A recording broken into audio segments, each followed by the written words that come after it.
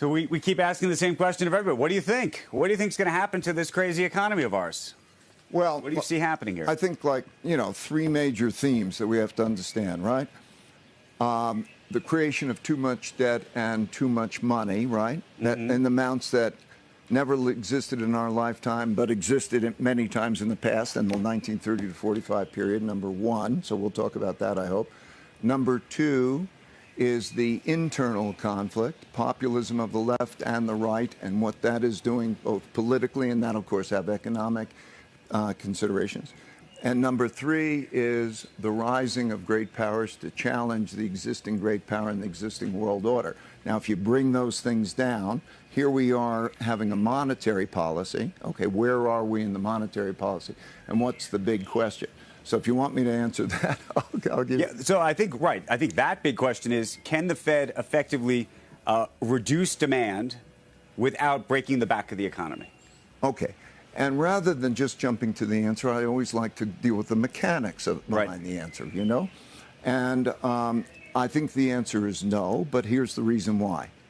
An interest rate, when there's a lot of debt, one man's debts are another man's financial assets. Mm-hmm. And they have to balance both of those things.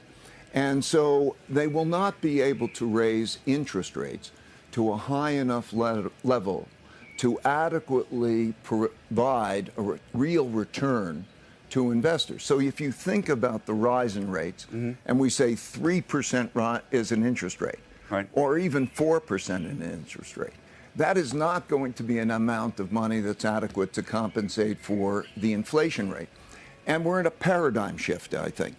A paradigm is, something happens for 10 years, an environment for 10 years, and at the end of that 10 years, people believe everything that happened in the prior 10 years, and then they get a surprise. Right. And then they start to change. And something like, for example, cash is a safe investment, or bonds are a safe investment after a 40-year bull market and those types of things. That begins to shift as they start to think, am I getting a real return? So there's going to be a supply-demand balance. Most importantly, the Federal Reserve is going to sell, individuals are selling, foreigners are selling, and the U.S. government is selling because it has to fund its deficit. So there's going to be a supply-demand problem. That means that it produces a squeeze because so much money was put out at such cheap rates, right. and so much financing was taken that it'll be difficult to achieve that balance. So I remember when you would tell us that cash is trash. Yeah.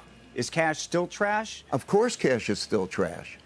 Cash, I'm asking you, you know how fast you're losing buying power in cash? I feel that in terms of inflation every day. However, I'm also, for those who own equities out there, they're feeling it even worse. Well, it depends what cash is.